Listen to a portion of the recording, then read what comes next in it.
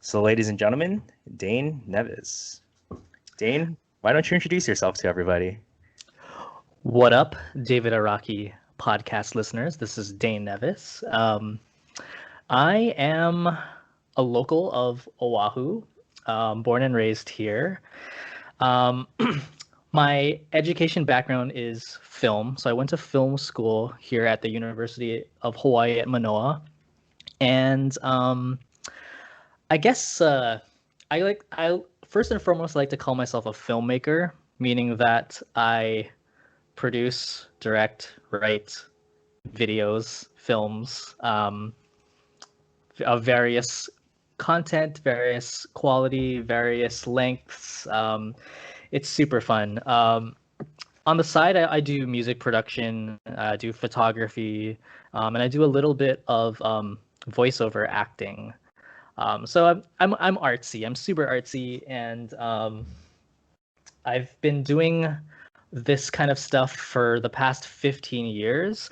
I'm 34 years old right now. I have been doing this filmmaking and whatnot since I was in high school.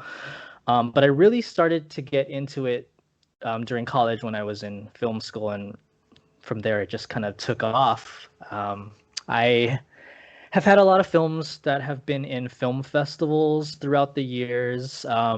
I've won over 40 various film festival awards, and I hope to not stop doing that. So, yeah. Yeah, like the thing that gets me excited when I see you is that when I see you, I see a guy that's very passionate about what he's doing. And like there's nothing more than, what I like to do than to talk to my friends about whatever they're passionate about. Yeah. So I guess how did you when did you first become interested in filmmaking or production and like everything, all these artsy things that you're doing? Like I kind of want to find out like where did it start and when did it begin and everything? That is an interesting question. Well, it actually, I would say it started from when I was really little. I have actually made it a point to remember the first movie that I saw in the theater. Um, it was The Little Mermaid, which came out in like 89. I don't remember watching the whole movie in the theater, but I do have a really distinct memory of one particular scene that I remember sitting in the Pearl Ridge Consolidated Theater with my parents. It was the scene where um, Ariel, the Little Mermaid, is like there was just like a big storm, and then the shipwrecked, and Ariel is resuscitating the prince on the sand. I That is the one scene that I remember from that movie.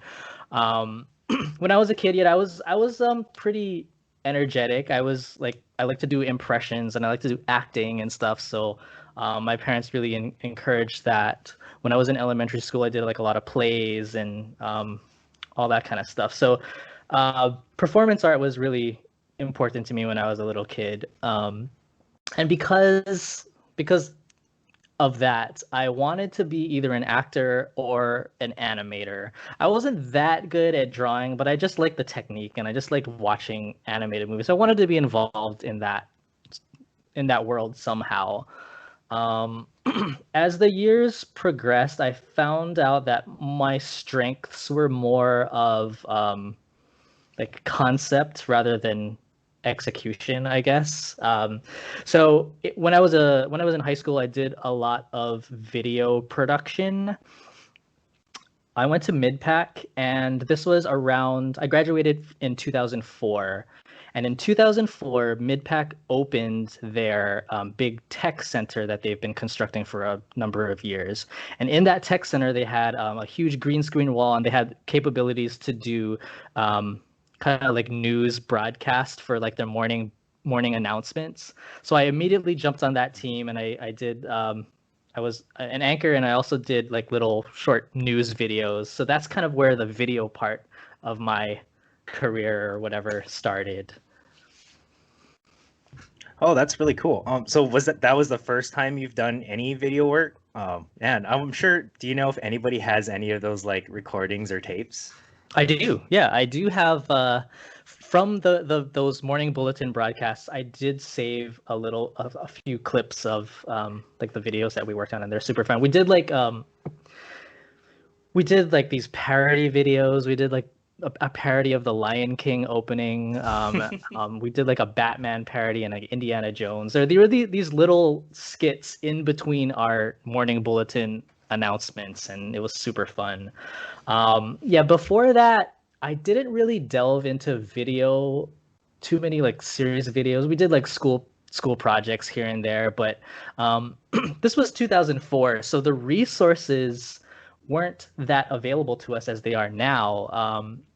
Like we had tape-based cameras, and they were super expensive, and like I was borrowing my parents' camera, and this is like this is the same camera that we were shooting our family videos on, so I couldn't, destroy it. It's like it was like a holy grail of equipment. We Mhm. also didn't have video editing capabilities aside from, hooking up the camera to your VHS player and, manually hitting stop, hitting record when it was time for that.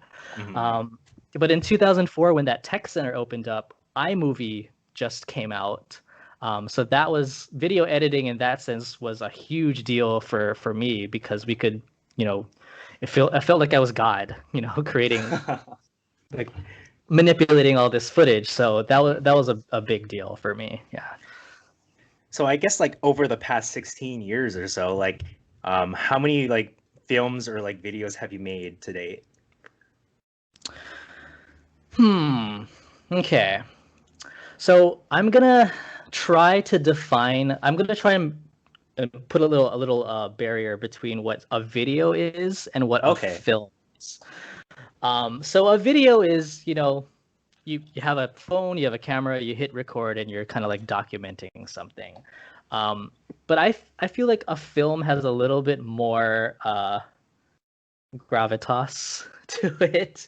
A film is something that takes a little bit more care, a little bit more time, and a little bit more planning and effort that goes into a production. Um, Anyone who has an iPhone and can hit record on their iPhone can call themselves a videographer, right? But I don't think anyone can call themselves a filmmaker just by having that device, right? Um, so videos, I've made like hundreds, thousands, not thousands, but hundreds, because that's what I do for work too. I Mhm. work for Olelo Community Media, and I've been working for them for 12 years already. And every day we're making some kind of video, right? But Mhm. for film, um, I'm just trying to look at my wall of films here. I would say 20 to 30 films. Films. These are videos that I've planned out, that I've worked on with multiple people, like a crew, with the team, and that I've marketed and distributed in a certain way. Um, does that make sense? Yeah, so I guess the way I'm kind of understanding it is that like a film is a lot more work than videos. Yes. Like if a very like I guess base level understanding of the difference between like a film versus a video. I guess like I don't know. I'm assuming that each like everybody that makes a film or whatnot like has their own process in like making films. Could Mhm. you walk us through your process? Because I feel like your process is probably a little unique. Right. So one thing, this is actually going back to my origins as a like performer. When I was a little kid, I was really into puppetry, and I did like I had tons of puppets. I always did like voices of them, and I tried to entertain as many people as possible with them. So when I was in film school, I made a rule for myself. Every single one of my creative projects is going to have some kind of puppet in it. Doesn't have to be like the main character or anything, but a puppet has to be somewhere in the film. And I kind of kept that rule going throughout my entire career. Um, there have been a few deviations here and there, but for the most part, my director's trademark is puppetry. And I think that's cool because it allows me to stand out a little bit about among some folks that it's not a really common thing to use in videos and films.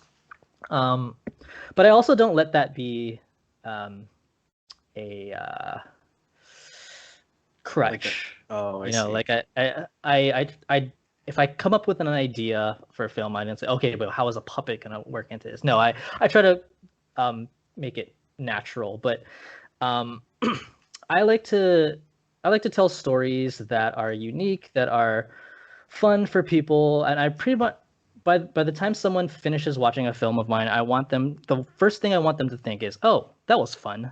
You know, um, I've done narratives, I've done documentaries, I've done music videos, and they all have a little bit of a quirkiness to it that I try to maintain throughout my entire catalog there. So yeah, the main goal is for people to have fun, and I think that is what allows them to remember it better. Hmm. Yeah. I thought your work on that little book that you have where you have somebody your friends or whatever write things into it. I Ah, thought that was a yes. very interesting production. Could you talk about that a little bit, please? Because that's yeah, Yeah.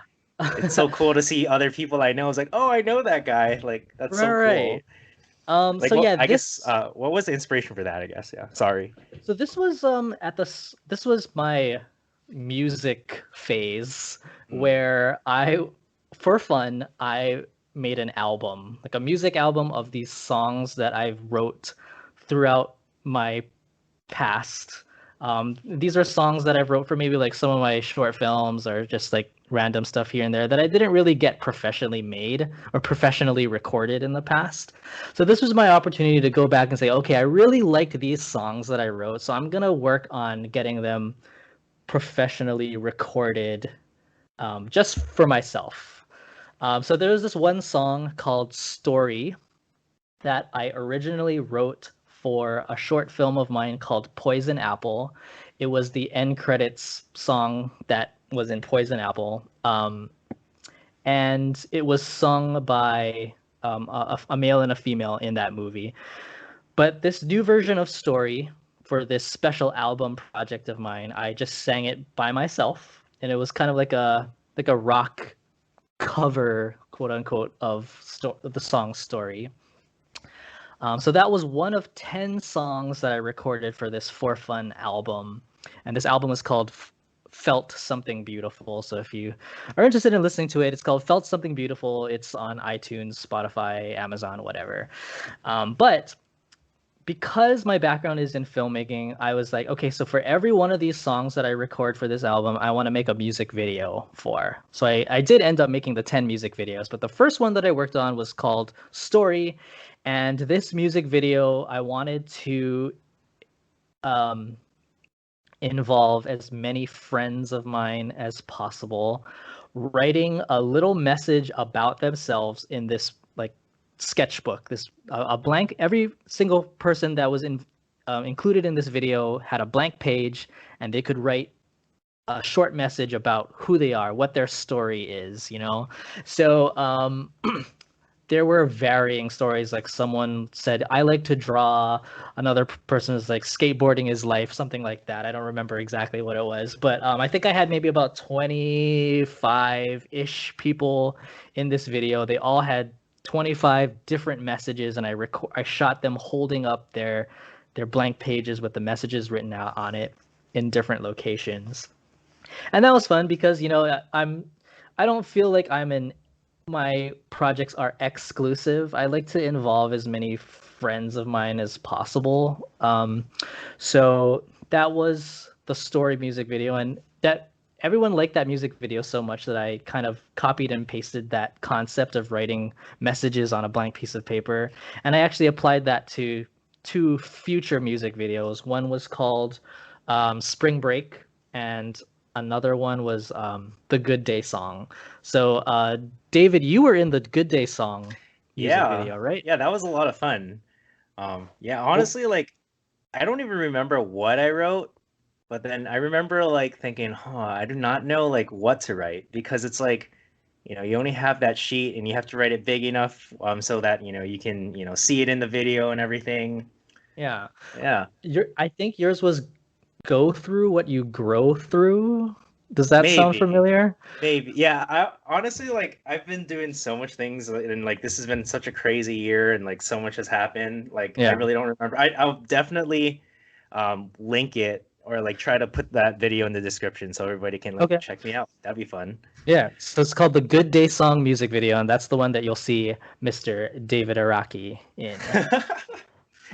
Um yeah, so like I guess like going back to like education, like how important is like say majoring in like, film or something for like being like, or doing what you do? Like is it necessary? This is the question that every parent with a kid going into an art field is going to be asking. um, in this day and age, because technology is so available to us, yes, it is easy for anyone to just pick up a phone or a camera and a computer and create a masterpiece. Um, but I think film school is important because of the networking that Mm, it brings. Yes, you do kind of have to know basic techniques before taking a single class because I they didn't teach me how to edit. They didn't teach me how to operate a camera. I had to know all that stuff before I got into film school because it's kind of like an audition. You have to send in a reel, and the professors or whatnot, they, hey, this guy's good enough to be in our school. Let's accept him. So you have to know the basics before you go into film school. So film school is important because it allows you to network. You're connecting with other passionate students who share the same passion as you. Sometimes when you're hanging out with your friends and you want to shoot a movie, they're like, "Oh no, let's go surfing instead. Let's just go play video games instead." So it's not all the time that your passions are in sync with your friends, but when hmm you're in film school, you're with other students who have the same goals and drive as you, and that's kind of cool, right? hmm And then aside from that, it's when you make student films, the school sends them out to film festivals, and then it opens up internship possibilities if you want to work for a studio or for like I don't know Hawaii Five O Productions. Those opportunities are readily available for film students and allows you to get your foot in the door a lot easier than if you were just independently learning how to make videos by yourself. Yeah. Okay. So I guess like while we're on this subject, what advice would you give younger self? Um, Or for anybody like today who's like very interested in film or like arts and like wants to pursue it maybe as like their career. um, Stay consistent and trust the process.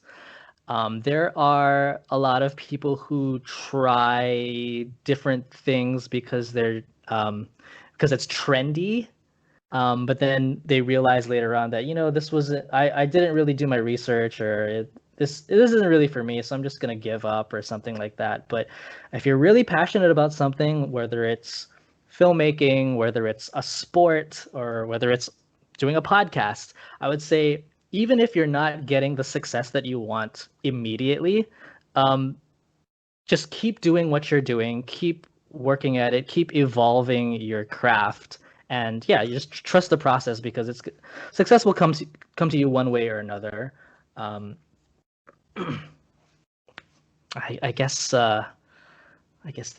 that's that. I mean, for to be honest, I'm not like making loads of cash off of my career right now, but I found success mainly because of the puppet thing. That's unique, and I think people in the community know me as the puppet filmmaker guy. So that's something that you can't really buy, or that doesn't come overnight. Um, hmm so yeah, I would say that's my advice. Trust the process and stay consistent. Yeah, so I'm hoping that my listeners out there, I'm sure a lot of us are going to be future parents and hopefully you have kids that, want to explore more creative outlets and whatnot. Um how many I've always been like wondering like how many like other producers or people like you are there in Hawaii? Because Oh, I there feel are. like it's probably not that big, right? Or is there actually a lot? Actually there nowadays there are tons. When I Mm, was going to school from 2004 to 2007, no, there weren't that much, mainly because there weren't too many job opportunities. mhm, Everyone who the college was churning out were moving to like LA, New York. mhm. Those were all those are, and it still is like that. Those are the prime places to move to if you want to break into the film industry. But I've noticed that nowadays there are tons of independent business like videographers out there. Like they do weddings, they do specialty like commercial videos. So it's easy to break into the industry here because there is a demand for videography, especially in this day and age. And yeah, I mean, I wish all those people success. I know a lot of people who own their own video business, and some of them are thriving. Others um, are not staying consistent and not trusting the process and are giving up too fast. But yeah, yeah, it's there are a lot in this community. Yes. Okay. Um, I guess like what do you make of like the current trend of people making videos on like TikTok and like YouTube or like other social media platforms? Like as a professional, quote unquote, like what do you make of it?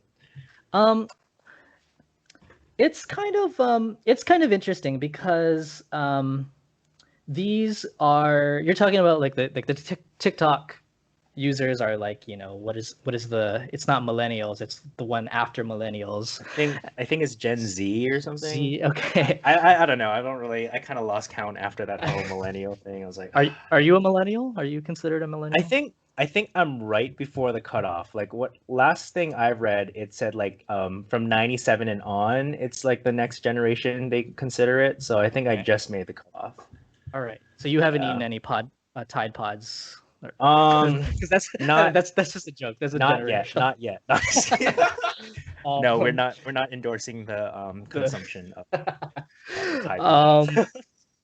That was a So crazy so Gen Z, they were born into this technological age, right? So cameras, video editing software, it's all been available to them. So they don't know anything. They don't know the world beyond that. They don't know how hard us millennials had to work to get a single video created.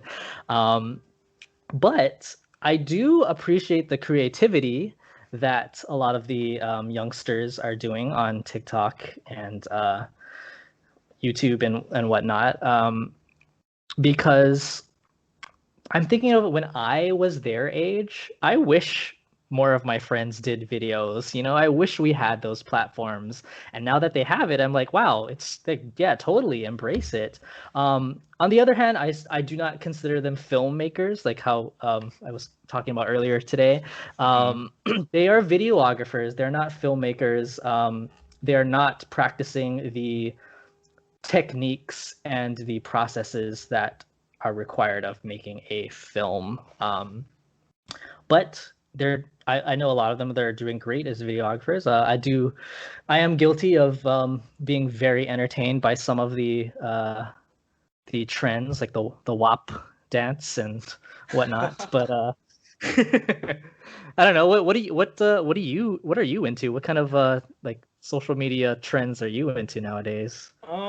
Honestly, like I've been kind of trying to distance myself from social media. I just see well, I mean, a lot of it what I see is like on Twitter, and like I feel like Twitter is like the most extreme like version of like social media at the moment. Uh, Twitter is just politics and porn. That's all I see. no, Like, I think if I were president, like hot take, everybody has to be on Twitter. No. yep, I hear No, you. that's how we solve problems in the world. Of No, course. all joking, of course, but yeah, honestly, like this is kind of, I guess, my creative outlet, podcasting, because like the way I see it, it's like at the end of the day, or like whatnot, like this is how I'd want to spend like my free time, just talking with friends. Yeah. Um, like to me, that's cool, or like that's what I enjoy. So I was like, hey, you know what? Like let's make this a thing. Like I find the conversations I have with friends very valuable. So I Yeah. figured, listeners out there will probably find it valuable as well. And like so far, like yes, I don't have, that big of a base of listeners, but I've been getting a lot of positive feedback. And, of course, like I've been getting some, haters or whatnot, but it's Really? fine. Yeah. What did they hate? What did I've the haters say? I've also been tried people have tried to cancel me already. 3 episodes in. What? Wait, why? Wait, tell Well, me, tell me more. okay, so the the second podcast was with my friend Tiffany. You remember Tiffany, right? But I was accused of mansplaining when I asked her if something was a good analogy. So that's Okay. one thing. Like I have people saying like my show isn't like progressive enough. Yeah, it's just like I feel like they're just trying to nitpick and find reasons to not enjoy this. But you know what? There's like a million other podcasts out there. They can listen to that instead. That's Like actually kind of flattering that you have haters already. That means like you must be doing something right, right? yeah, and then like the positive feedback has been great. Like a lot of people have said like, oh, okay, not a lot of people, like a couple people have said, oh yeah, I like your podcast better than Bill Nye's podcast about sciences. I All didn't right. even know that Bill Nye had a podcast, so I'm sorry, Bill Nye, but I guess mine's is a science podcast. Yeah. I mean, if you Um, think about it, in the age of the coronavirus, like podcasts and Zoom interviews, like that's the way to go. So you jumped on that really at the right time, I think. yeah, honestly, like I wanted to do this much earlier. In March, March is when I said I'm for sure going to do a podcast. Like, but at the time, I was thinking, oh, I want everything. I want my nice camera. I want a nice microphone, like Mm. nice headphones and everything. But then, like, I don't know, life just happened. Like, it didn't really work out. I'll be honest, like, because of like, the coronavirus and everything, I feel like I kind of fell into like a little rut. Oh, But then like honestly, I don't know. I don't know what happened. I just woke up one day and was like, no, like this is it. I'm gonna do it now yeah. and slowly build the thing. And I'm very happy that I did. Um, yeah, and then I guess as a result, I've noticed that a lot of other people who have been interested in podcasts have been asking me for like tips or pointers or whatnot. So I'm glad Mm. to like be able to like, help other people, start their podcasts as well. And I hope to Good. have them on. Like Yeah. I'm all for like promoting everybody's like projects or whatnot.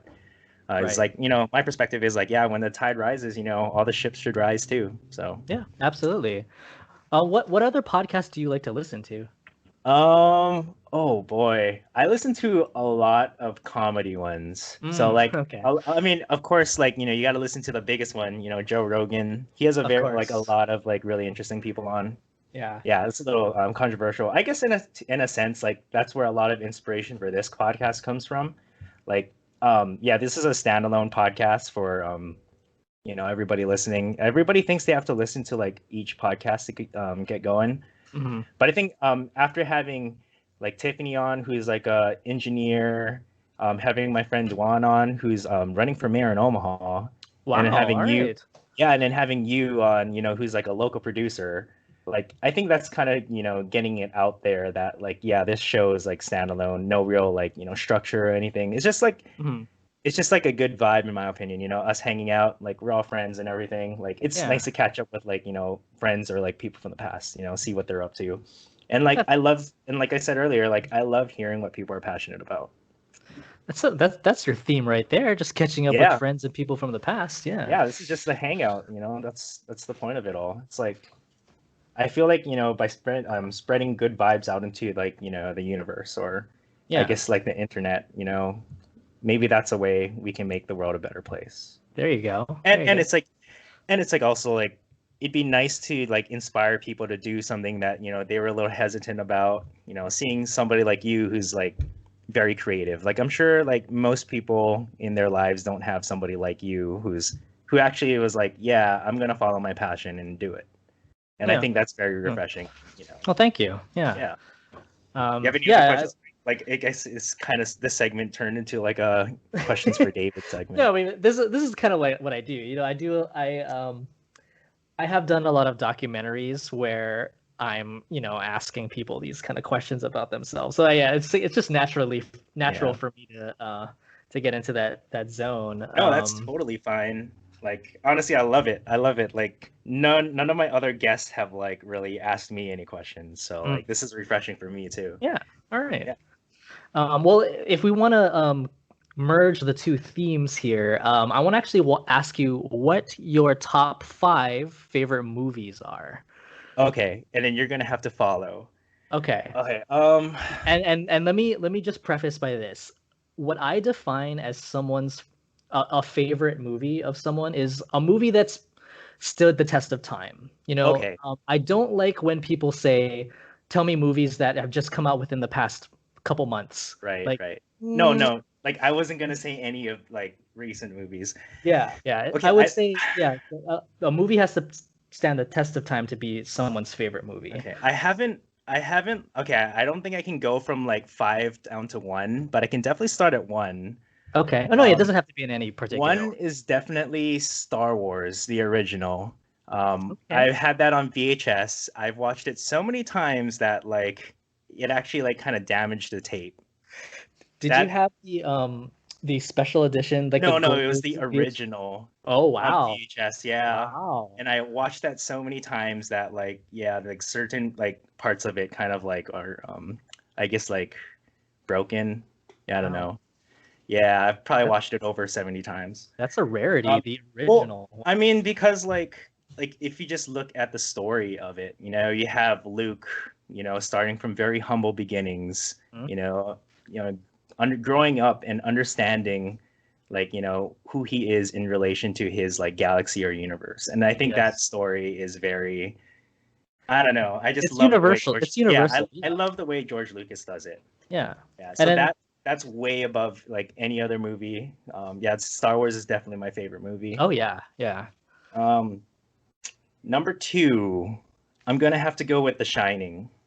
Ah, okay. All right. I just think, the way it's like directed and everything, like all the perfect camera angles that Spielberg uses and stuff. I think it's Spielberg, right? Uh no, that was That was Kubrick, Stanley Kubrick. Yeah. yeah, Rick. I feel like they're very similar, Mhm. in a way. But like, yeah, just the angles and everything, um, the way the characters are, like, It's and Jack yeah, Nicholson and slow burn into madness. yeah, Yeah. and just the story of it, like Yeah. that's like a wild story, being like miles from like anyone else, kind of like the original Cabin Fever type, Right. Yeah. story. Yeah. But that's unique. And then just like the scenes, like they're just so, I guess, like absurd, like the blood Uh-huh. coming from the elevator, the two Mhm. twins and everything, all the flashbacks that the kid has. Like, yeah, I don't know. Like, I love that movie. Uh, Anytime someone mentions The Shining to me, the first image that comes to my head is the carpet pattern. It's like a red carpet with like brown sort of like um, triangles or whatnot. It's a carpet pattern that's throughout the entire Overlook Hotel, and that's the first image that comes to my mind whenever someone mentions The Shining to Yeah, me. I would definitely want to go to that hotel that the story was based off of. I think Hmm. there's like, yeah, it's like in Colorado or something. Like Oh, that'd be really cool. is it Uh, open? Like, can you actually um, stay there? I think you can actually stay there, and I think it follows the trend of the movie where it's really only open for the summer. Ah, okay. So maybe spending a winter there. No, I'm Hey, just kidding. hey. But like yeah, I recently saw Ready Player One, and I love the scene where they like Mm, make The yeah. Shining like a thing, and I'm just like, and I was watching it with people that have never seen The Shining, and I'm just like, how can you guys have not seen it? So I was honestly trying to like get it played like on Christmas Day with like my family, because I was Yeah. telling him, no, no, no, it's a Christmas movie. There's a ton of snow. Don't worry Sure. about it. Yeah, of course. Okay, number three. This is when it gets rough because like those two are like easily like yeah top two. Okay. Number three, I'd say maybe Toy Story, the original Toy Oh, Story. yes. I that's probably like the second most watched movie I watched as a little kid. Mm. And I don't know, it's just like unique to think that, oh, your toys might have a life when you're not around. I know. No, you gotta be extra careful. Yeah, toys have Um, eyes. were you that came out in 95. Were you born in around that I time? was I was born in 94, so I Sure. Okay. probably saw it when I was like, yeah, like 3 or 4 years old for the first time. Yeah. Yeah, I, I do remember seeing that one in theaters too. It was like Thanksgiving weekend '95. It was I love that movie. Yes. yeah, it's a very fun movie. I think it's better than the other, the newer Toy Stories, but I mean, Well, that's you that's gotta make my money, you know. yeah, you gotta make money. I mean, yeah, that's like Pixar. I mean, Mm, and of course everybody loves Disney movies, so they're gonna get a crowd. of course. Yeah. Oh, 4 and 5, man. You're really putting me on the spot here. Yeah. This is this is the question Four that I and judge people five. very hard on. No, I'm just kidding. No, no, no. Honestly, like I judge people too when I hear that. What? Your favorite movie is like, that? Like Yeah. seriously? Yeah. Uh, huh. Hmm. You know, You can like stop I don't at know. three. It's totally Yeah, we'll fine. We we'll can stop stop at at three. three. We'll stop at three Okay. because like I can't like, think of anything. I guess All nothing's right. really like that really stood out or anything. Like there are a lot of movies that I liked or like I Mhm. thought were well produced and well like directed and everything. Like I thought Yeah. Good Will Hunting was well produced, Mm. but like Yeah. I don't know if I can say it's like, top 5 or anything. Do you feel that your standards, I mean, I think this is the same with all of us, but your standards have greatly risen as you get older? Oh, definitely. Well, I mean, the first time I guess I was like, I guess like thinking about like the production of film was my senior year in high school. Hmm. I actually took a film as art class where all we did was watch movies, Oh and yeah, it's yeah, and then like after watching like that many movies in like a year, you start to realize like, oh yeah, there's different qualities, you yeah. know. There's different tiers in terms of quality where like, oh, this is well produced and like, ooh, this one, not as good as the last one or whatnot. So It kind of, yeah. If any of you are interested in taking a film class, you're probably your movie viewing experience will be ruined forever because you're just gonna be thinking about the all those like little techniques about filmmaking. yeah, like, I didn't realize like how important camera angles are until Hmm. like, you know, I started to like, learn about film and everything. But Yeah, yeah, but I think that's what makes great films great and like why they like stand the test of time. yeah. What about you? What are your top 5? Like I'm really curious to know. My number one, nothing will ever beat favorite movie is Jurassic Park. I did see that in the theater as a kid, and I actually was a guest on someone else's podcast earlier this year, where all we did was talk about Jurassic Park for 2 hours, and it was the most fun I've had in a really long time. Um, You it's want to just shout them out? yeah. The podcast is called Man on a Mattress Who Watches Movies. The host name is Derek, and yeah, every episode he interviews like a fanboy about their favorite movie, and it's really great. Yeah. Oh, I might have to get on his podcast and talk about Star Wars. Oh yeah. I Yeah. actually wrote a paper on it in undergrad about Star Wars. Oh yeah. You get Yeah. it.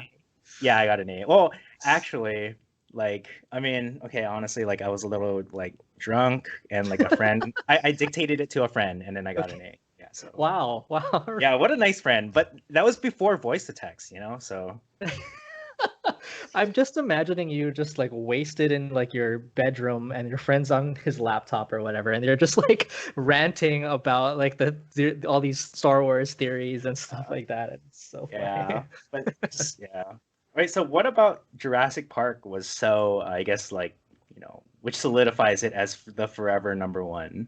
When I first saw it, and even to this day, there are just so many emotions that are activated when I watch this. You know, it's scary, it's exciting, it's intriguing, it's funny, and it's a little sad in some points too. So, like, I just like, get to experience all these emotions as that movie goes Hmm. through. It's directed by Steven Spielberg, who in the 80s and 90s he was in his prime. So this is a guy who gave us, Jaws, E.T., Close Encounters, Schindler's List. He's such a versatile director with such a Yeah. huge imagination, and I wouldn't have had anyone else direct it but him. So, and of course, it's got puppets in it. It's got these super cool, state of the art animatronics, and with a blend of CGI, and it looked great. Yeah. Mm, yeah. I know that a lot of people like to tease that rubber looking T-Rex, but I don't know. I think it's very characteristic of the movie. I don't know. Yeah. I mean, I like it. I like it. yeah, the T-Rex. Funny story about the T-Rex is that so the big scene where it, escapes its pen, its enclosure, they used like CGI and they used animatronic, and because they had to have rain effects on it, like actual physical rain, some of the compartments inside that T-Rex got like jammed up because it got water in it. So while Mm. the crew was on break, you could see that thing just kind of like freak out as if like it was like a real it was coming alive for real. But yeah, it was like a funny story that I read about that. Yeah. Okay. All right. What's number Uh, two? Number two, The Nightmare Before Christmas. Um, it's an animated film that came out in I think '93. Stop motion. It was kind of a revival of stop motion animation. So this of course it's like super commercialized right now in Hot Topic and whatnot. But back in the day, that was really cool to see. It was like a deviation from your typical Disney animated film. It was kind of dark. It was kind of quirky. It had Mm. lots of really interesting songs in it, and yeah, it was a super fun movie, and then it holds up today. Yeah. Okay. What's the next one? Number three, um, The Dark Knight. Oh, The that's a Dark good Knight. one. So this came out in 2008, and this is the one with Heath Ledger's Joker. I think he did a phenomenal job, and he was incredibly terrifying. This is so Christopher Nolan's Dark Knight trilogy. Each of those movies has a specific theme. So the first Hmm. movie was fear, second movie was chaos, and the third movie was pain. And I think he really nailed the chaos portion Hmm. of the Dark Knight because that was such a chaotic movie. It was just like each scene was just leveling up in the chaos, and it was just like, wow, this Hmm. movie's blowing me away. So yeah, I thought it was brilliant. So those are my top three favorite movies. Uh-huh. Oh, yeah, I mean, I guess like talking about the Joker, like yeah, his character, wow, that's all I have to say. Like I always thought like each scene, yeah, I have to agree, each scene he really was, outdoing himself. Hmm. And Yeah. especially that hospital scene, like that acting, I heard that like there was like a misfire or something in the explosion. And then the Yeah. way he like, played it off, like that was great. Right. But Yeah. yeah, it's He deserved his Oscar. yeah, it's just such a tragedy though, Mm, yeah. Yeah. Top three. Did you want to go to your fourth and fifth? Yeah, my fourth would be Aladdin, the animated one, the 1992 Aladdin. It's crazy that you memorize what years all these movies came out. I have a yeah, it's like I can't remember how to do math problems, but I can remember specific years of different events that happened. But Hmm. yeah, Aladdin, that was I think Aladdin is the epitome of a Disney movie. It's got a Disney princess, it's got magic, it's got action, it's got music. I think that like if aliens came down to Earth right now and they asked you, "What's a Disney movie?" I think I would show them Aladdin because that is, that's definitive right there. Yeah. Hmm. And my fifth favorite movie is Gremlins, the '80s movie, Wow. the original Gremlins. Yeah. I saw that on the Disney Channel when I was a little kid, and I was terrified and super entertained by it, and I love the creatures in it, and um, I watch it every year during Christmas time, and it's yeah, super fun. Christmas time. That's like so funny though, because you said that like, oh, you were freaked out by as a little kid, and now it's Yeah, like a yearly tradition. yeah, no, yeah. I embrace being terrified by these like childhood movies. I embrace the trauma, because it's just like, oh, this movie made me laugh so hard, or this movie made me cry so hard. It's the same thing, like watching scary horror movies. It's Hmm. made me so scared. I love it so much. Hmm. So, what's your favorite movie genre? Since like Whew. it seems like your top five is like all over the place. It is all over the place. I think this answer changes every so often, but I do like um fantasy, I guess, but not. So there's different kinds of fantasy. As I'm not into like the Lord of the Rings, like old fantasies, and they're Mm. okay. I mean, I don't not like them, but I'm more of like the modern age fantasies, like Gremlins. It takes place in modern age. Jurassic Park. It's a science fantasy movie. So yeah, does that answer your Yeah. question? Um, yeah, I guess kind of. I mean, yeah. I don't know, like for myself either. Like I don't really I guess I like comedies, but at the same time I really enjoy horror movies. Okay. But yeah, I haven't come across a good horror movie in a while though, you know? Like I guess I, it, but then it was just like a little too far-fetched, you know, and it's like it's really appealing for the people that like are afraid of clowns in my opinion. it, But it was yeah. creative. Um, a lot of the good horror movies that I've seen in recent times were horror movies that were more grounded in reality. They didn't Hmm. have like a fantasy element to them. So these are like, killer in your house or like a kidnapper kind of thing. So like I consider those more like thrillers though, you know. I wouldn't really say the horror. So Oh, The Silence of Shining. the Lamb. I'm gonna have to add Silence of the Lambs. I love that movie. Okay, okay, Like so yeah. that's probably number four. Yeah, All for me. right. Yeah. Just the acting, you know, Mhm. like it That's puts the lotion actually on. like the scenes between Clarice and Hannibal. Hannibal. Yeah. There's no action. It's just them standing on two sides of a glass, Hmm. and it's just basically a really tense scene of Hmm. them just like playing mind games with each other, and yeah, it's amazing. Yeah. I mean, honestly, like that's kind of what got me interested in like I guess like mental health for a little while. Like just you know, since he's like a psychiatrist or something, and you Yeah. know that I think what is it? What is that other the serial killer's name?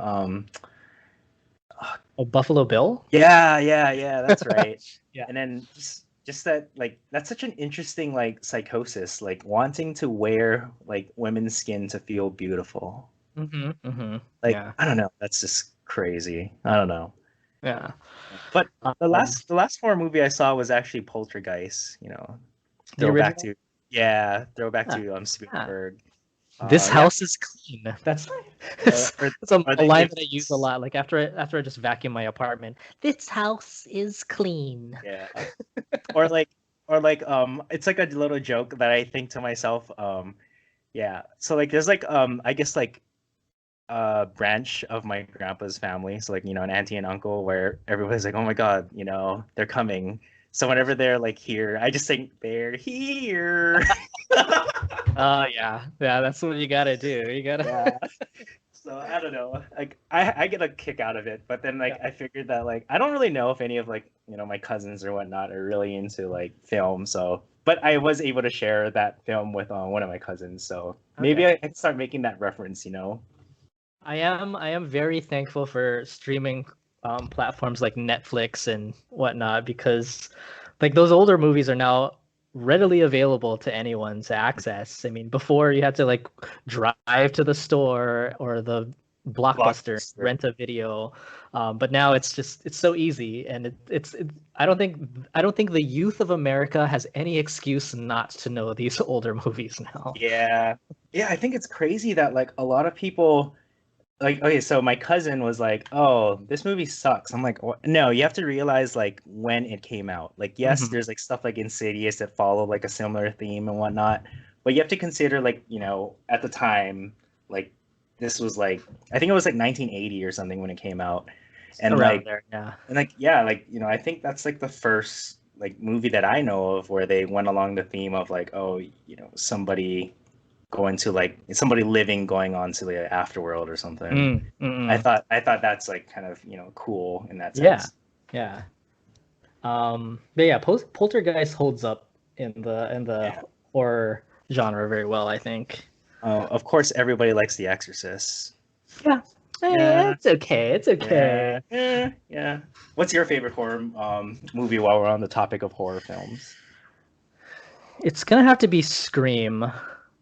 Um, the first Scream that came out in '96, I think. Hmm.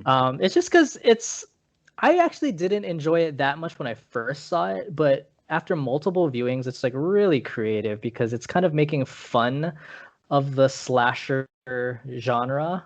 Hmm. It's a self parody pretty much, and Yeah. they're just so referential, and yeah, it's really creative, I think. Mhm.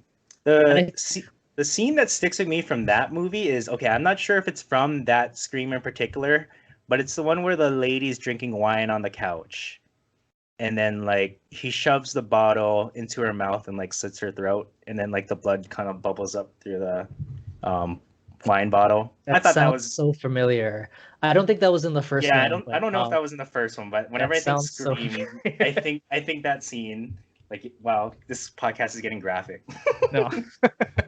It's right. I have explicit content that like Oh, warning on it, so it's fine. so wow.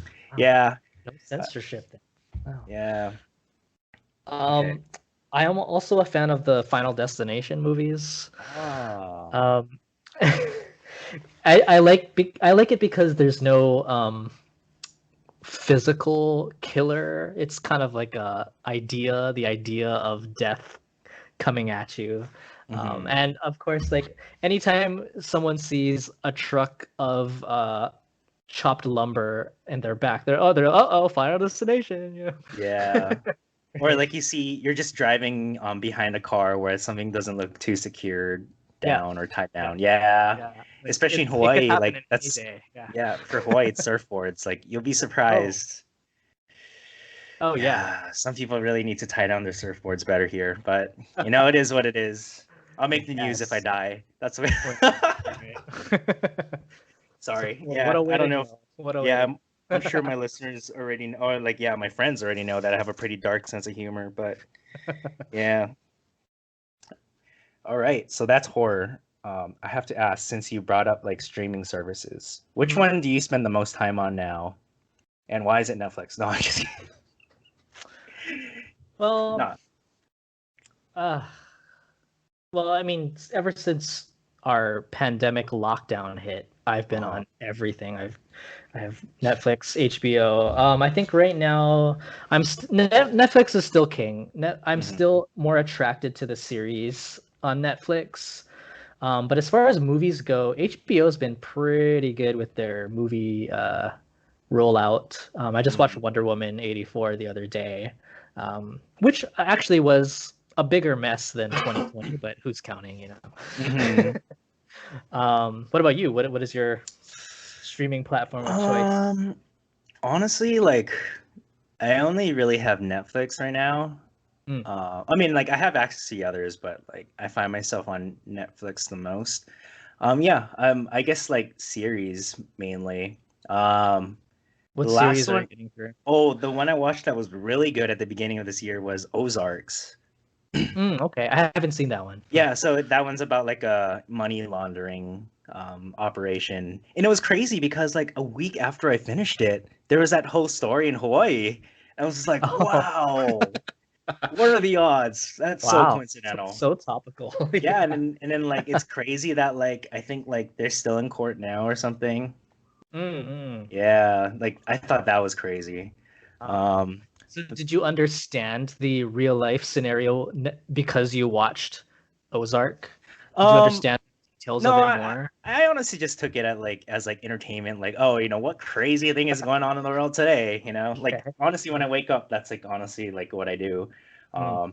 So the reason why I spend some time on Twitter is because like I feel like if you want to see what the craziest things are happening in the world at any particular time, jump Yeah. on Twitter. Not Yeah. an endorsement for Twitter, but Right, right, like right, I right. don't know, that's just where you find the crazy stories. I see. But that story was like everywhere. I saw it on Instagram, Facebook, like all Mm. the news like, you know, outlets here were reporting on it. That was like insane to me. Yeah. I guess but then the last thing I watched was an animated series, F is for Family.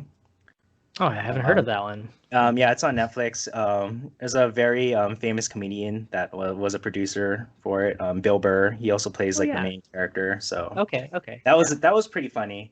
It's similar to like I'd say it's similar to like Family Guy, but not as much of those like gags that they throw in every Mm. now and then. It's almost All as right. if like you're growing up with their family and like, you know, yeah, there's like problems in everyday life growing up that you get to relive and like enjoy.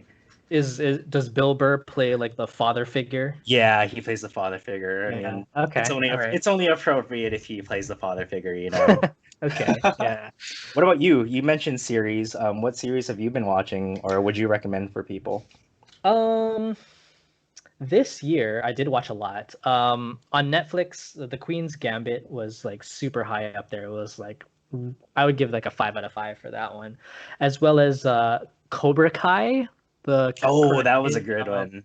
Yeah. Yeah. So I'm excited to watch it again when the season 3 comes out. But yeah, Cobra Kai was I was on the edge of my seat that Mhm. last episode.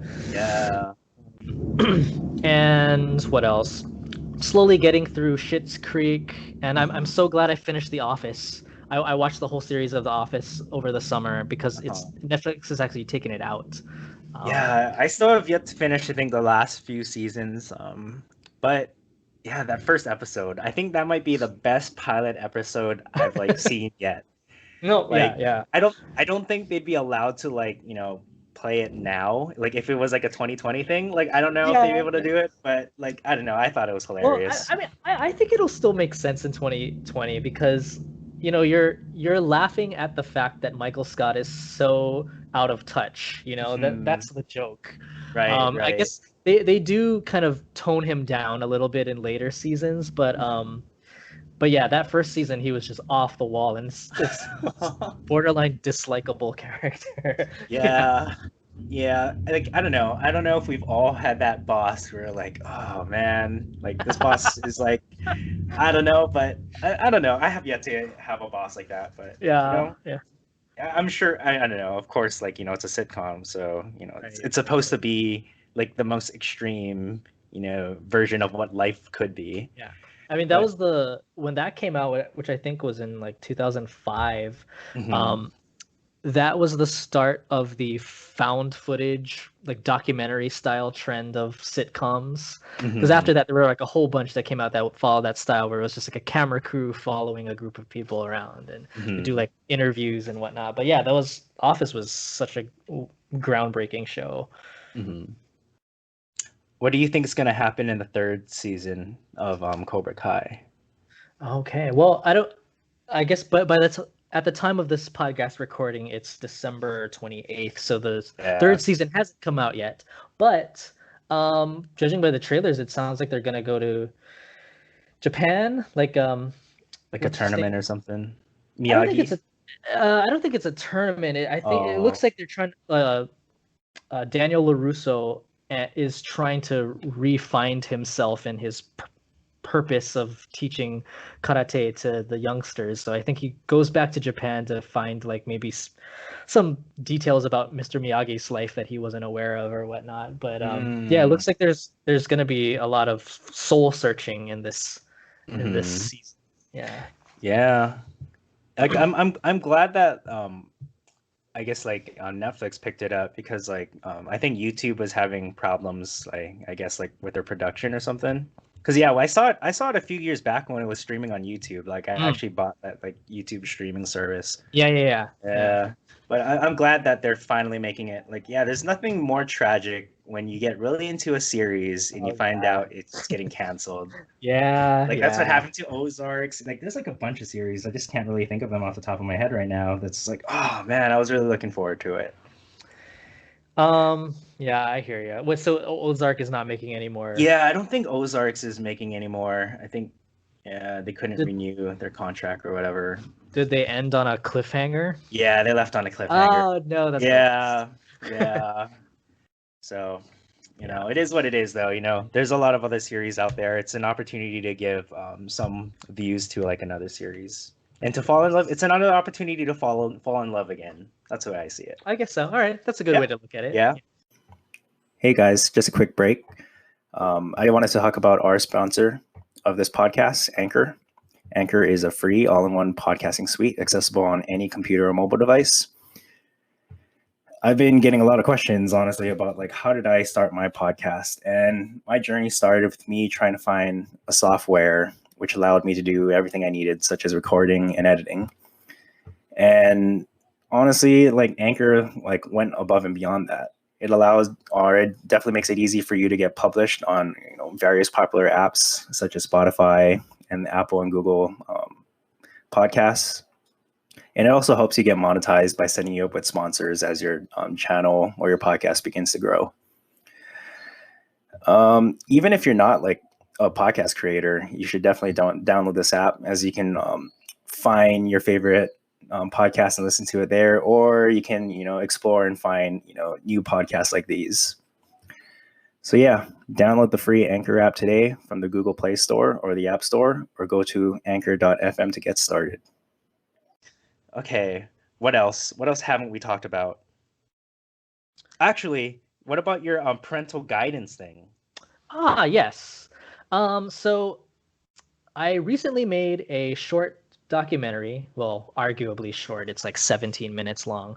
But this documentary is called Parental Guidance Suggested, and it's basically a documentary featuring parents of a recently outed gay child asking questions to LGBT experts in Hawaii about, how should I be raising my gay child? How should I react to this?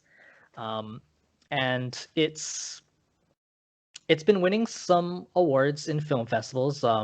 It's been going around film festivals for the past year. And yeah, it's a little different film that I've made compared to other films that I've made in the past, because it's a little bit more of a serious topic. I've like I said before, I've done a lot of my content is really quirky and fun, but this one is a little bit more deeper and serves a different purpose than other things that I've done in the past. Mm-hmm. Yeah. I guess like what made you decide to switch from, or like try something new? Like, yeah, I feel like everything before this was pretty lighthearted, very Yeah. easy. And then, I mean, not saying that this topic is like hard, at least like I don't think so nowadays. I feel like it's a lot more easier to talk about for most people. Mm-hmm, But yeah, mm-hmm. I guess like what I guess influenced you to want to try something new? Well, I mean, like I said, I'm 34 years old. I need to no matter what age you are, you need to consider evolving yourself as Mm-hmm. an artist or a storyteller or whatnot. So I didn't want to be making the same kinds of films over and over again. So this was my opportunity to delve into new topics and new techniques, but also incorporating some of my trademarks. Like there are puppets in this. The main characters in this documentary are two puppets that are voiced by real parents, and they are interviewing all these LGBT role models and leaders. What makes somebody a leader or expert or role model in that, like, I guess like world? I don't know what else. I don't really know how else to say So it. I guess these are people that have come out into the community and kind of led by example. So I have a news personality. I have someone who is like the operations manager of a very large hotel chain here in Hawaii, a politician, a bar owner.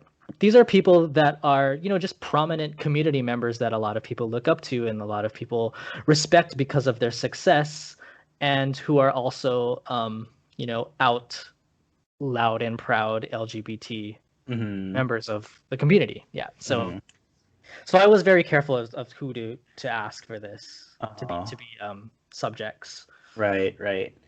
What film festivals was this submitted to, and what awards have you won? Because I feel like, yeah, there's quite a few.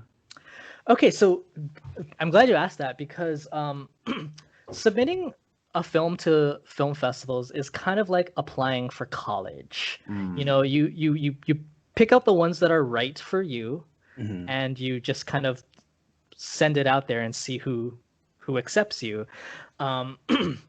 So my film, Parental Guidance Suggested, covers two worlds: the LGBT gay world and also Asian Americans, because of all of my, or most of my subjects are residents of Hawaii, and they do represent the Asian American Pacific Islander communities. So I was researching film festivals that catered toward both LGBT films as well as Asian films. So I had like a pretty good net to throw out there. So it's been in the Hawaii Honolulu Rainbow Film Festival. It's been in the Philadelphia Asian American Film Festival. It just got accepted into the Seattle Asian American Film Festival. Among those were three that I remember off the top of my head. And yeah, it won Best Documentary Short Film at the Honolulu Rainbow Film Festival. That was its first like award, which was really, really cool. And it's also won short documentaries in various other film festivals here. But if you want to see its progress, you can go to my website, which is daneneves.com, and you'll be able to see that film and all the other films that I've done in the past. Yeah. Oh, that's great. So I have to ask too, is the process of submitting films different this year compared to other years, given like what's going on in the world? The film festivals did have to pivot a bit. So I actually finished Parental Guidance Suggested. The very last shot that I recorded for Parental Guidance Suggested was on the first day that Hawaii reported its first COVID case. It was like a Thursday or something. But I'm so glad that I finished, because I wouldn't have been able to finish this film if during lockdown I wouldn't be able to have to go out and film with other people. So I edited, I started submitting around, and some film festivals went fully virtual, which is kind of like a big deal, because when you submit to a film festival, you actually want that exclusivity. You want your film to be shown on a big screen in front of a live audience, and then you want to be able to network with those people after the screening, right? But for when it goes fully virtual, you don't have that exclusivity. It's available for anyone to watch in their home, and you don't really have that human connection. That you don't get that kind of feedback. It's like virtual. But I am actually kind of happy that a lot of the film festivals stayed, or actually did happen and go to virtual. I would rather have had that than no film festival at all. Does that make sense? All right. Yeah, that makes sense. I guess so. Like you mentioned, like, networking and like building connections at these film festivals. Like, are there any like notable connections you've made, or like, that might be where you might be working with somebody in the future? Not so much working with, but I've had in the past when I've traveled to represent my films in film festivals, I've met a lot of really good up and coming film directors like myself, and we've stayed in touch, and we support each other, share each other's work online and whatnot. So I think those relationships are a little bit more valuable than meeting a celebrity director or a celebrity actor. Yeah. Do you is that like a goal of yours to reach that level of like celebrity director, like producer, whatnot? Like what are your goals? Because I look at you and it looks like, wow, this guy's like constantly growing. Like, when do you stop, or when do you stop, if you do, and say, yeah, I've made it? Oh man, I don't think you ever do. I don't. I think as a creative, you always want to be creating new work. You're like a hummingbird. If you stop flying, you die, right? So yeah, I think I'm always gonna want to be creating new things, even if it doesn't get all the attention or the all the views that some other people get. It's just the thrill of creating things and just putting it out there. I think I'm gonna want to be doing that my entire life. Yeah, because like honestly, like I feel like I certainly caught that bug. Like, I don't have many views on like these, or like listens on these podcasts yet, but I don't know, like just the process of like being able to sit down with a friend, like re-listen to the conversation when I'm editing. Like, I don't know, like I just really enjoy putting it out there. Yeah. Yeah, so I have like a idea of like what you mean and everything. But Right. like I thought that concept about like, or at least going back to like film festivals and whatnot, like I thought that idea of like, oh, the big screen makes it like so much different. Like, It yeah, like does. yeah, Yeah. in like all the other podcasts by comedians I listen to, they all say that it's very much the same for like stand-up comedy, where Uh-huh. Uh-huh. having a live audience is very different from say like, watching it on a Netflix special or something. Yeah. Yeah. Yeah, I wish comedy was like something bigger in Hawaii. Right, right. Yeah, 'cause Um, I did yeah, go to I did go to one show earlier this year, a comic named Ari Shafir. okay. I don't know if you're familiar with him, but Oh, where he got kind of famous was that he dosed another comedian, Bert Kreischer. I don't know if you know who that is. I'm not too Yeah, well versed in the comedy comedy world. world. Yeah, but Sorry. like that's yeah, that was like something he did, and he's like a very edgy comedian as well. That like Mm, yeah, his humor is definitely not for everybody. yeah, yeah. Andrew Schultz was in town. I don't know if you know who that is. He's I very popular on don't. YouTube.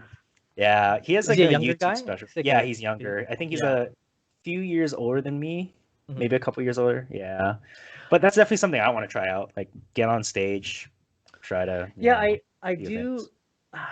I guess I would be more into comedy if more younger people were given chances here in Hawaii to be Yeah, stars, you know? Because I mean, the comedians that I can think of off the top of my head are Andy Bumatai, uh, Debradas. Um, I guess social media is kind of starting to take over that realm where you're not standing in front of an audience with a mic talking to them. You're kind of doing more like skits and whatnot. So maybe comedy is evolving that way, but yeah, I don't know too many younger stand-up comics. yeah.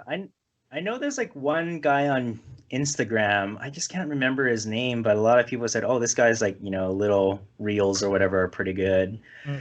But I noticed that like local humor is very different from like humor like say on the mainland and stuff. Yes, Like yes, yes. what I've found is that like a lot of people here won't find I guess like those big name comics to be all that funny. Some might, but then they'll Right. find like yeah the local humor to be very like their cup of tea, I guess. Yeah. But and it's like hard because it's like if I were to try stand up here, like it wouldn't be very universal. It would like the jokes would be only for jokes here, and like I would want to have jokes for like everybody to enjoy because I do have a lot of Right. friends on the mainland and stuff.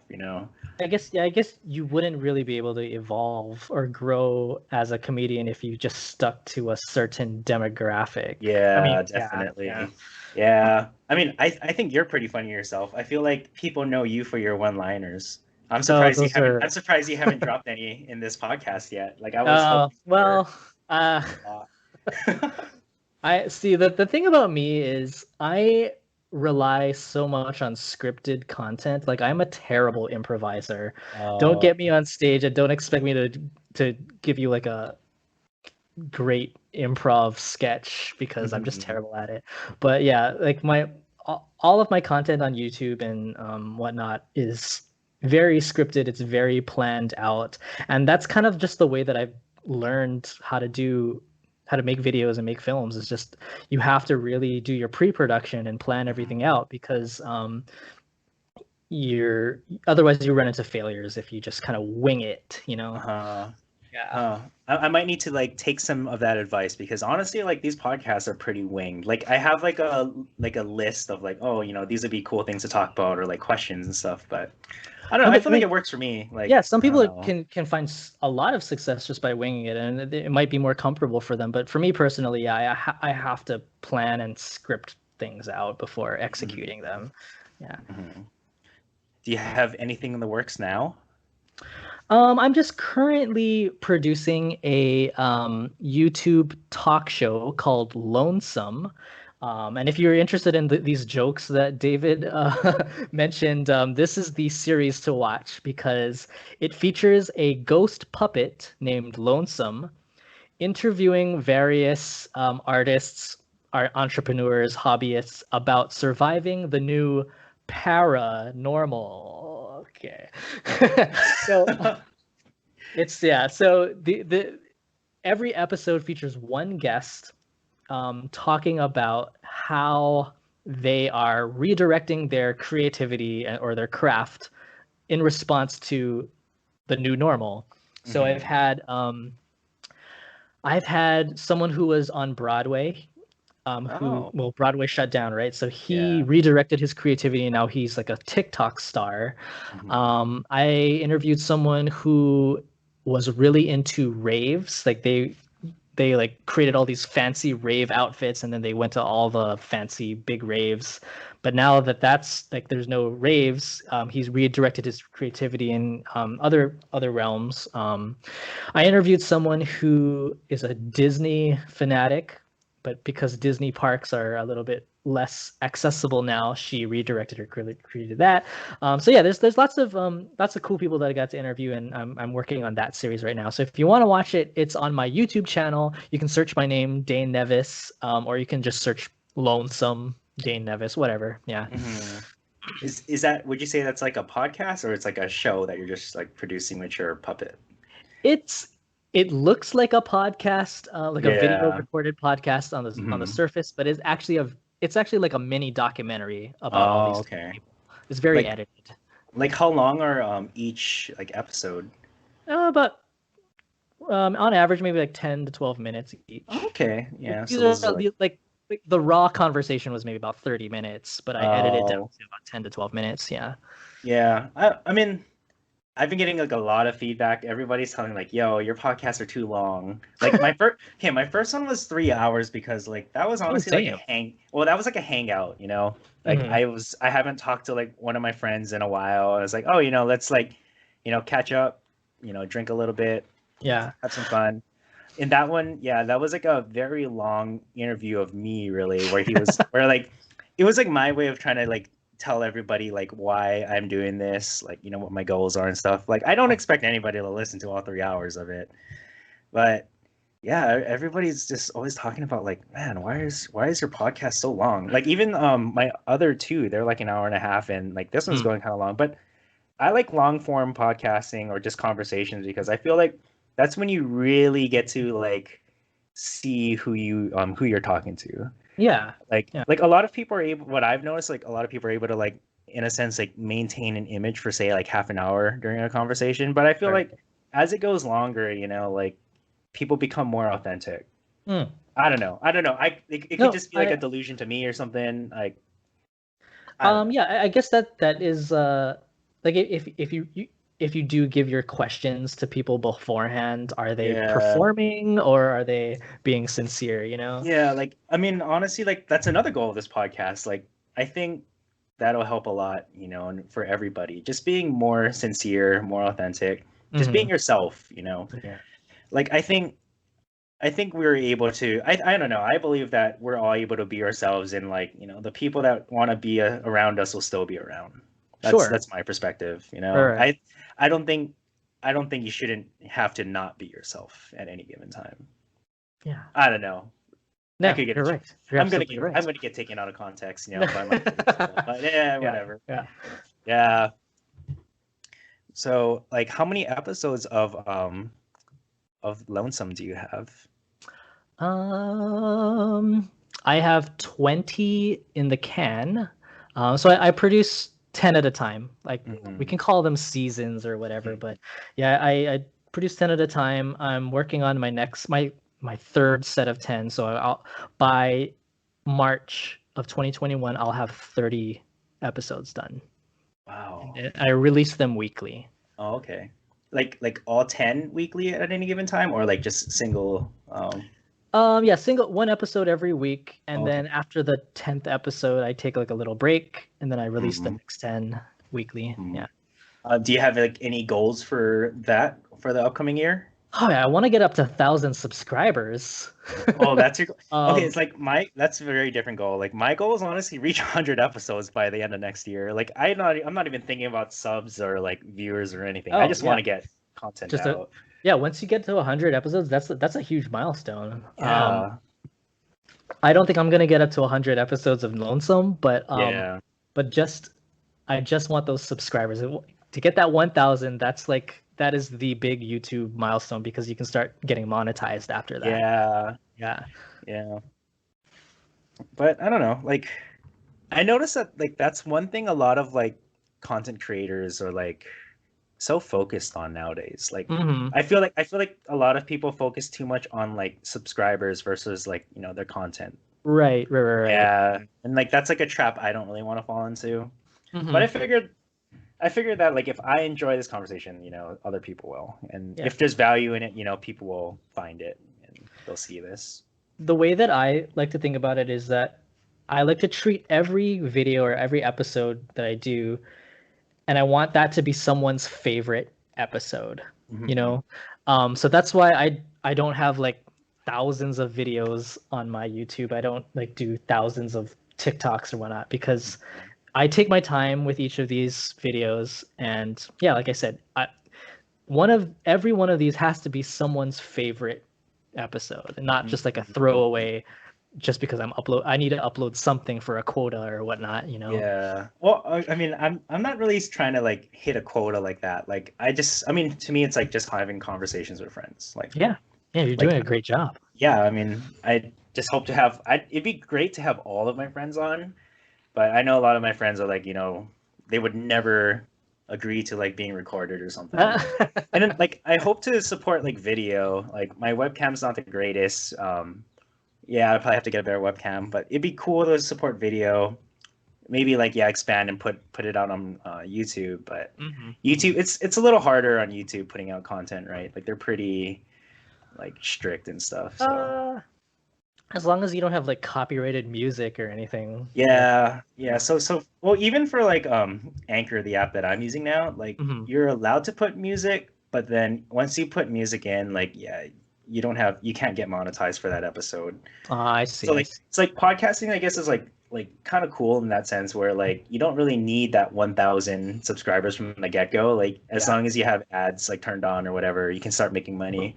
Yeah, I Okay. don't. Yeah, but I told myself that yeah, the only ads that I would accept or like sponsors I would accept are like ones that are from like companies or products that I use. Hmm. Hmm. Like Hmm. to follow the theme of like being authentic and everything. Yeah, Like yeah, I'm that not totally gonna makes pitch a sense. product that like I don't 100% believe in.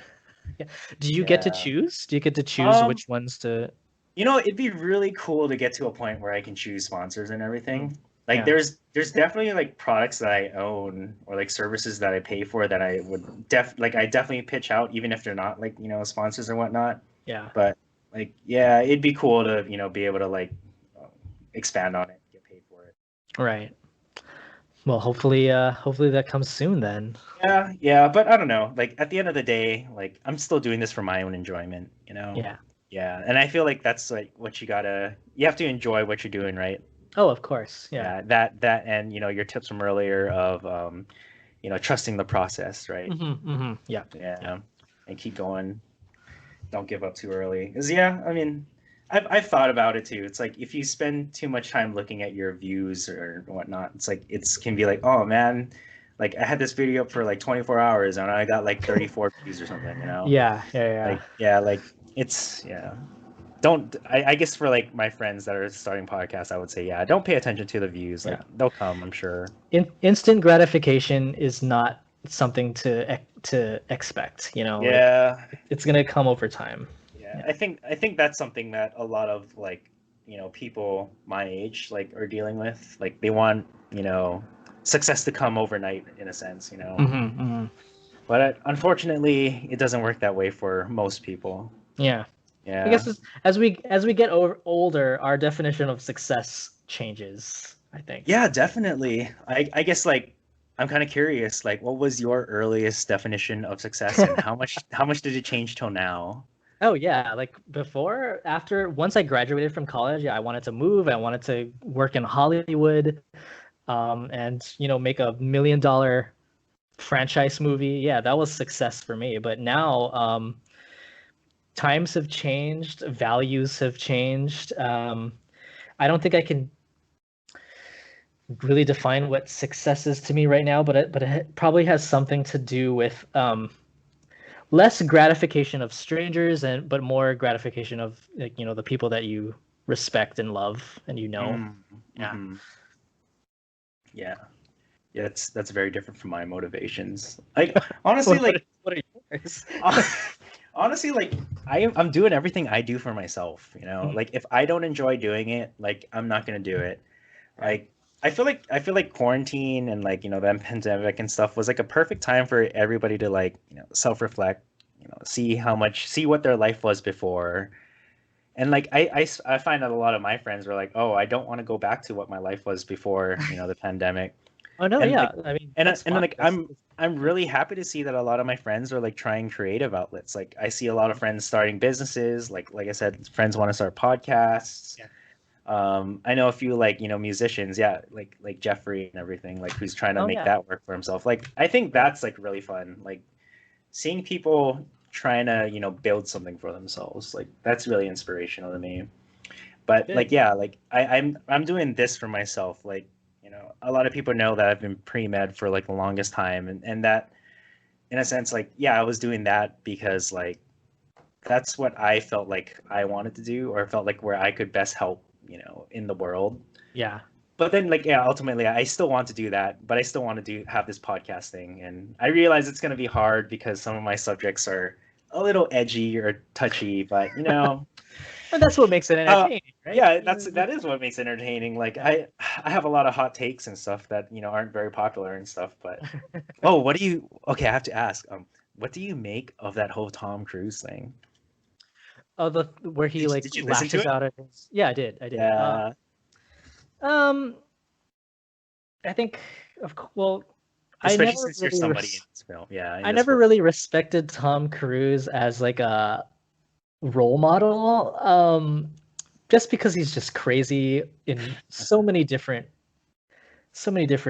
realms. I do respect the fact that he was keeping his crew safe, but it seemed like that was more of a liability rant than Uh, a we need to be healthy rant. yeah, It was I more yeah. yeah. I mean, when because there's like three clips or something, right?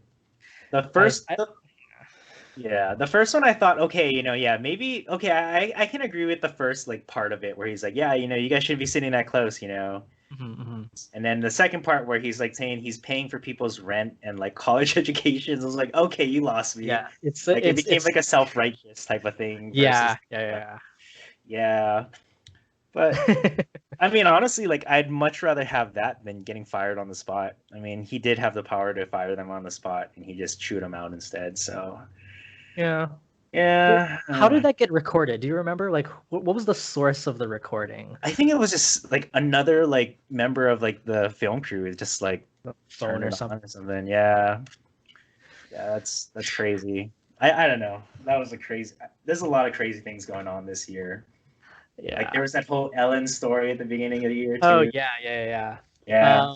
still a fan of Ellen, Um, even though she's running like a Guantanamo Bay in her is it backstage or something. is it just her? I think other people are doing that too, but just like she just happened to get caught in the limelight with that. Yeah, yeah. I don't know. I feel like once you get too big, everybody's trying to like bring you down. Hell, Mhm. I'm 3 episodes in and I already have like people trying to bring me. Yeah. Right. Hey, but it's kind of motivating in a sense, like Yeah. having haters. I like it. I like it. It Good. means I'm Good. doing something right, I think. Yeah. Maybe like your last episode of your season, you can like do a review of just read all of your haters' comments and just like react to them. That'd be kind of funny.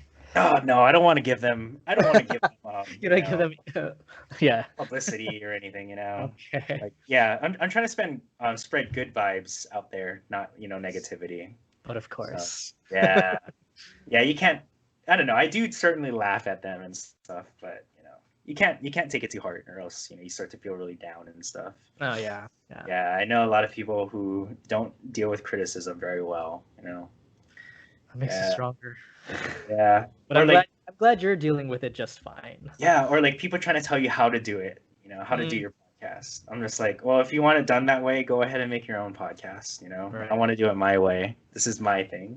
That reminds me of all those like modern art pieces that are just like like white, like a square of white paint that sell for like millions of dollars. A lot of people say, "Oh, I could have done that," or "Oh, I'm just as talented as that. I could have done that." But you didn't. So, Yeah. like Yeah, definitely. I think, yeah, we need more doers than people that are like, oh, I could have done that. right, Or, right, yeah. yeah, that's why I love guys like, you who like follow your passions. Like, I just can't get enough of that. Like, I love talking to my friends about what they're passionate about. Like, yeah. I like to have a bias for action, like when I come up with a really good idea, I like to really just explore it and not doubt myself too much. Yeah. I know Yeah. there's been hundreds of ideas that I've had that like have fallen through the wayside, but it's not like I haven't worked towards making them a reality. So yeah. Yeah. Yeah. I feel like a lot of people have that fear of like taking the first step. Like I have so many friends that say, "Oh, I have this business idea or whatnot," and like they've just been sitting on it for years, and I'm just like, Right. well, I don't know. I feel like the pandemic would have been a perfect time to try it, especially since some of them are like unemployed. But Oh, absolutely. Yeah. it's not my life, and it's like at the end of the day, it is their risk, and like it's something that they're gonna have to like decide for themselves. But yeah, I just want to like help encourage people to do whatever it is they want to do.